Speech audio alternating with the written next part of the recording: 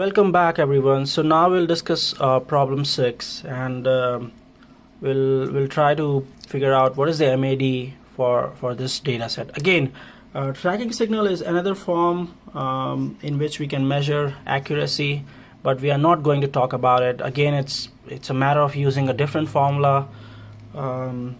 It's kind of redundant, so we'll discuss MAD. And in this class, we'll stick to using MAD as the accuracy measure. So this is the forecasted demand that's provided to you. Again, remember we represent the forecasted demand by F and actual demand by D. To figure out MAD or mean absolute deviations, you have to figure out what is the absolute deviations. And again, that is given by the absolute value of dt minus ft. So let's figure out that. So that's the absolute value for 71 minus 78, and that is equal to 7. The absolute value for 75 minus 80, 80 minus 75. It doesn't matter, because what this absolute operator is doing is it's converting the negative values to positive values. So that is equal to 5, and then 103 minus 83, that is equal to 18, and then here it's not making any errors, so 84 minus 84, that's 0, and then 60 minus 88, that's 28, and then 73 minus 85, that's 12. So we have figured out the absolute deviations. Now it's just a matter of using these values to figure out the mean of these numbers. Okay, so the mean absolute deviation, or MAD, is given by the average of all these absolute deviations. So we add them all together and you divide them by the number of observations. Number of observations is 1, 2, 3, 4, 5, 6. There are 6 observations, so that's how we figured that out. So that is given by 70 over 6, which is 11.7. So I hope that was an easy problem. There was not a lot to it. It was just getting your head together and figure out like what is the absolute deviation. Again, remember, this forecast F can be obtained from any of the forecasting methods that we have discussed in this class. So we have discussed simple moving average, we've discussed weighted moving average, linear trend line, exponential smoothing with trend.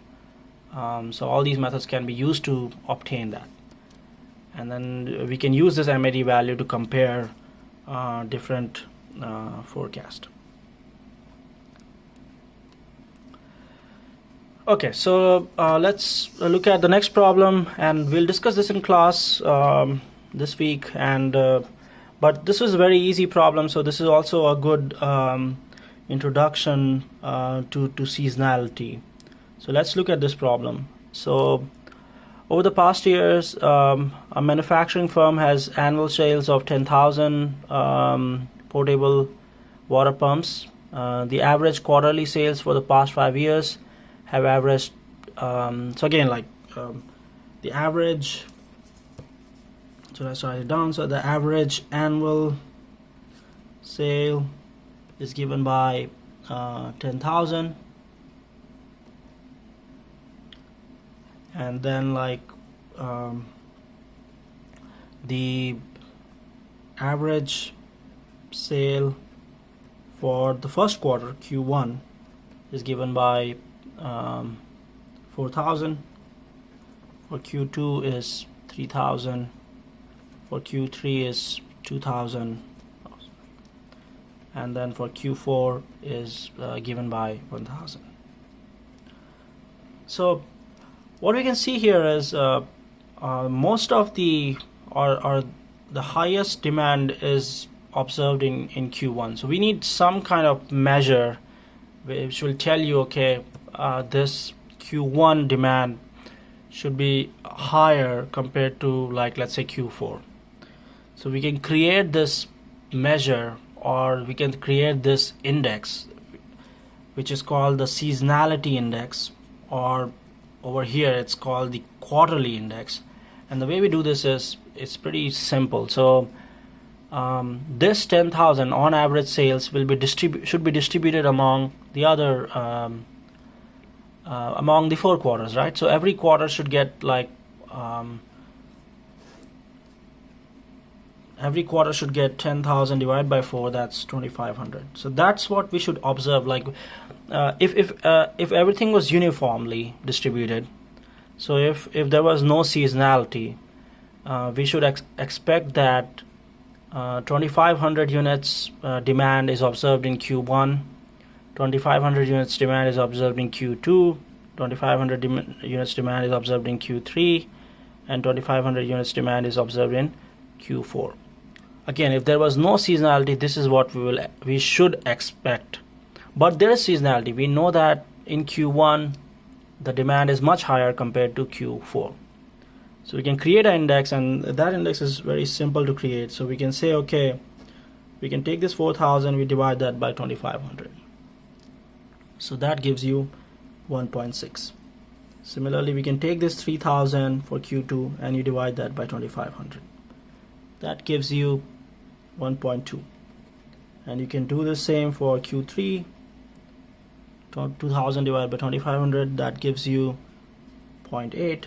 And then the last one is 1,000 divided by 2,500, which is 0.4. Again, this is a measure that we have created, and the only thing this measure is saying is this, right? So the demand in Q1 is 4 times stronger than the demand in Q4, because 1.6 is 4 times 0.4. And that's a good observation. Any forecast that we create should actually abide by this seasonality index, right? So we create any forecast, at the end of all of this we can multiply that forecast with the seasonality index, because we know that demand in Q1 is relatively higher than Q4. So the forecasting methods need to be adjusted using the seasonality index or the quarterly index. And we'll talk about this in class, and I hope you enjoyed these videos, and I hope you understood how to tackle the problems in the forecasting arena. Okay, thank you guys. I will see you next time. Bye.